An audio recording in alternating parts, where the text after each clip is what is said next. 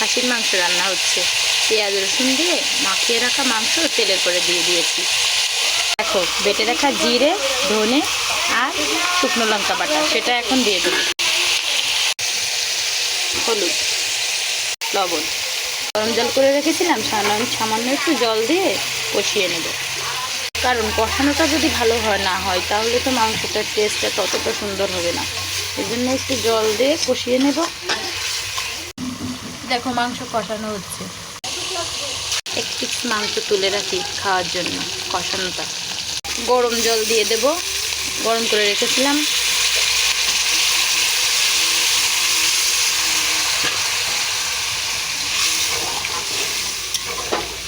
এবার ফুটতে দেব।